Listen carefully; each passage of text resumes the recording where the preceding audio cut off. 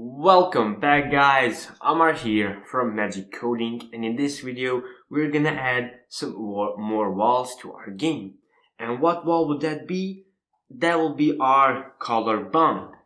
So that will be the wall that you saw in the preview. When we passed over it, we change our ball's color.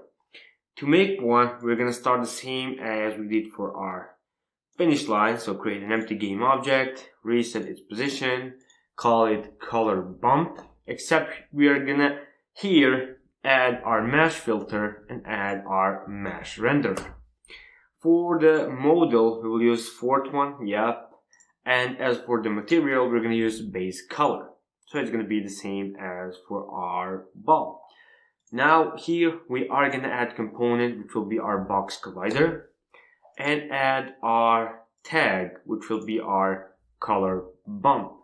We're not gonna use it till some further videos, some next videos, but we are gonna create that right now. And I'm gonna put it to be a trigger, or actually, it doesn't even matter, because our ball is a trigger, it will go through it no matter what.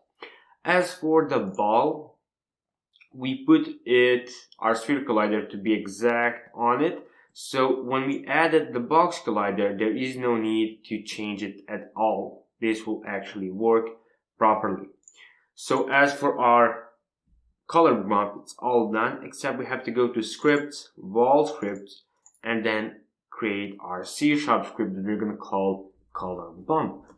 Once we add our color bump script to our color bump, we're pretty much done with it, except we have to code it, of course, but we are going to save it in our resources and open up our color bump script.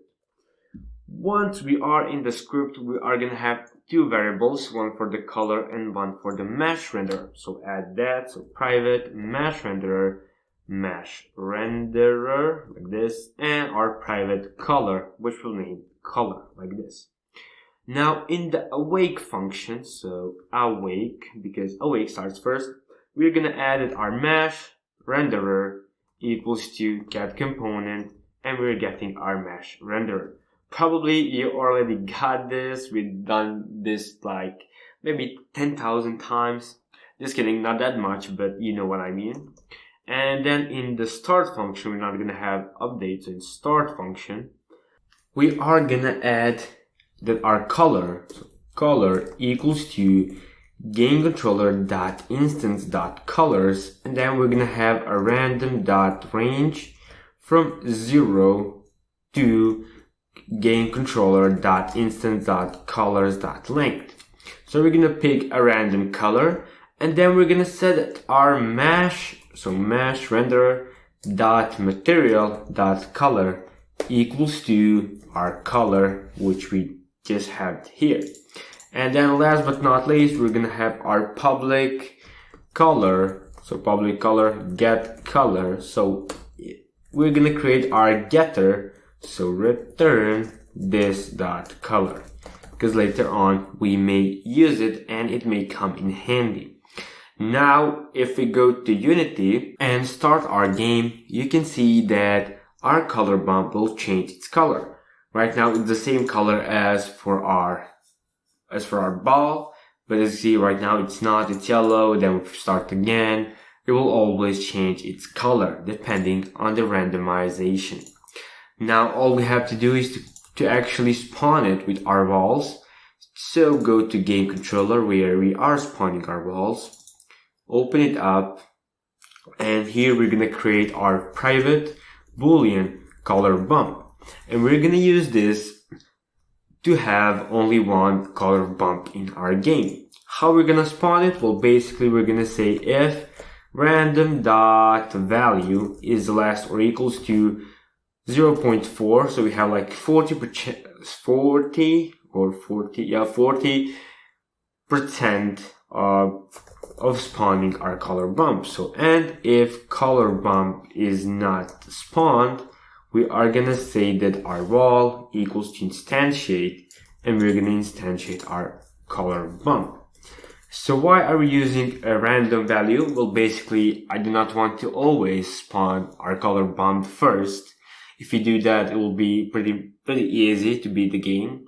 But like this, we are actually having some randomization where it will spawn. Sometimes it will spawn first, sometimes it will spawn second, last, third. It will always be at random. Sometimes it won't even spawn unless we want to spawn it every time, which is pretty easy to fix.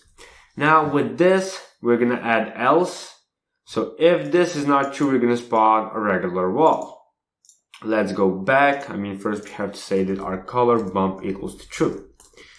Let's go back to see how is our color bump spawning and to see what problems we have and how to solve them.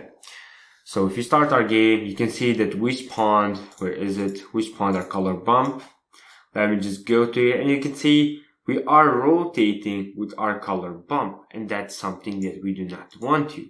To fix that, we're gonna go back to here, go to color bump, and in the start function, we're gonna say that our transfer.parent equals to none. So we're gonna remove it from the helix. And one more thing, I can show you, but there is no point. We are gonna say that our transform.rotation equals to quaternion.elorel new, actually just vector3.0. Why are we doing this? Well, basically, every time we spawn the wall, we are randomizing the rotation, and we do not want to do that with our color bump. As you can see right now, our color bump is first. And pretty much we are done with this video. As you can see, and again, it's first. Why? Let me try one more time. Are we gonna get it third time? Third time it's first. What is happening? And yeah, now it's second. Okay. So let's go back and reduce the chance of spawning it. That seems like an obvious thing to do. So we're gonna have 20% chance of calling our color bump. So that will be it, guys, for this video. Hope you like it, and I will see you in the next one.